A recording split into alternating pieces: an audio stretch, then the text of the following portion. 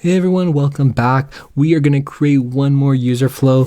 I think the most important one that I really want to get to is finding the right product through search. Now, this one is a huge one. So we have this one over here, and literally I'm just going to duplicate it.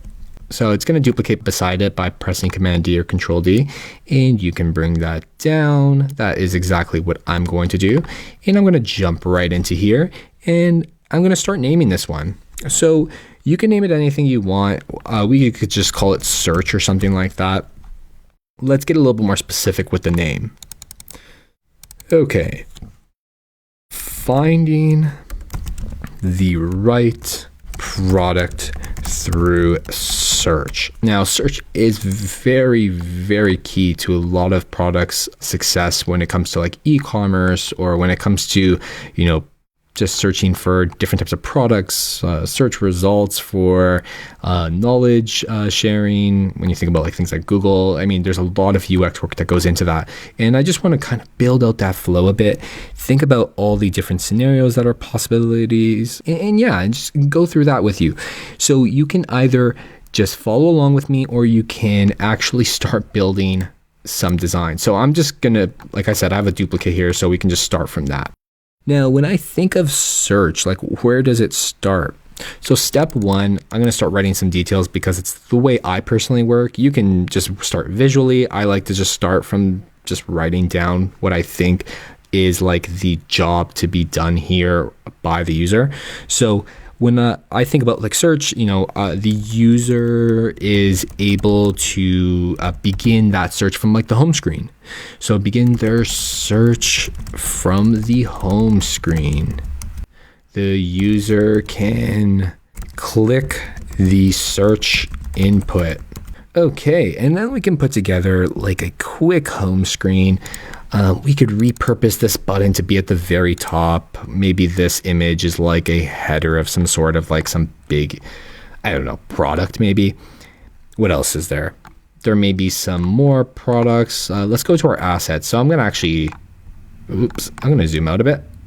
I'm going to grab these assets over here and bring them right beside. At least for now. Oops, I'm zooming in and out so much. And here we go. So we have more products. This is like just me quickly building a home screen. Maybe there's some smaller products too. And there we go. That's our search. And okay.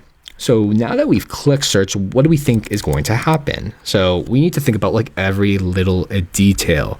I mean, step two, I think the user receives a keyboard prompt. So I'll even go into sometimes like little details like this as to how certain interactions should perform. And you don't need to do this for everything. I like to do it for the most important types of interactions that maybe users really need outlined because they have such high traffic. Not like, okay, the button is clicked and then it hovers and does a spin and then jumps out at you. I don't know. Like those types of micro interactions, I don't think you really need to worry about. I like to do certain things like this where the interaction is more like a multi-step interaction. So an example is, the user receives a keyboard prompt within a search overlay and is able to enter their search. So this is pretty standard as well, I think. Maybe we'll just remove this and we'll start fresh. Like maybe the search is still at the top and maybe there's this massive keyboard prompt that comes from the bottom. And now we can just play with auto layout a bit. Instead of packed, I want them to be separated. So I'm going to go and do space between. So yeah, this kind of does look like a keyboard prompt that comes out, and I'm going to just make it blue as well. This can be like secondary, like you can still click on it in some way, shape, or form, but this is the main interaction that's happening. And then step three. So now this is what I'm talking about. Like, let's get into the details here. So as the user types the product, gives the user suggestions for potential searches. So think about like type aheads and stuff like that. The user can click on the search item that relates to their intended search. So I'm thinking about a couple different things here, to be honest. I have this screen. I'm actually going to delete this entirely and just duplicate this screen and drag it over, because I think this one's going to actually work well. So this is maybe like secondary now. And what we have is, I don't know, let's think here. Let's steal this. So we have these rectangles, and that's going to be kind of like our list items. So we're going to set it to fill. So there's like some sort of subheading. We're going to just copy and paste it, Command C or Control C, and the same for adding the paste is Controller Command V. And we have a bunch of different items here. Maybe that's too many. It doesn't really matter. But let's see. And then over here, we'll just make this like blue. So they're going to click on this. Now you can make another flow where they just click, or you can do a branch here. Like instead of clicking the type ahead, they just click enter on the keyboard, and then it goes to the same place. Ultimately, I mean, it's basically the same flow, and I'm not sure it's worthwhile to think through that too much. But step 4, I think the user is then presented with many search results. And then this is where you can branch again. Maybe there are no search results. What happens then? How do we get them back to searching? So these are the types of scenarios that you're going to need to think through. And they choose the product they have been looking for. Okay. So I think we can actually reuse some of this stuff over here maybe, or maybe we can use like these types of pieces.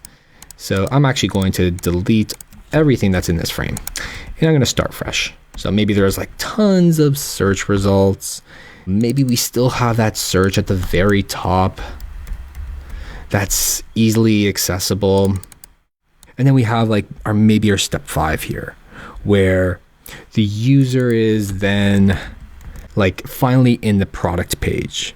So the user is now able to review the product that they had searched for and can decide if they want to add the item to their cart. So this is a very important step as well, because this is actually the end, right? Like this is our goal, and we've found the right product through the goal. So what does this screen look like? I mean, I think it's maybe very similar here, where it's like there is, let's go to our assets. I think we have like, oh, there we go. We can use that. So this looks like kind of like a product page now. And maybe there's like this big add to cart button or something. I don't know. I think it doesn't really matter right now, but this is essentially maybe how the flow plays out. And essentially that is what it is like to create like a user flow for finding the right product through search. So remember, get into those nitty-gritty details. Think about the optional routes users can take, because if you do not, you're going to have a lot of trouble trying to design later for solutions that you should have been thinking about way more earlier in the process. I know we all love to jump right into like creating nice UI designs and whatnot, but take some time to think about some of the more important user flows.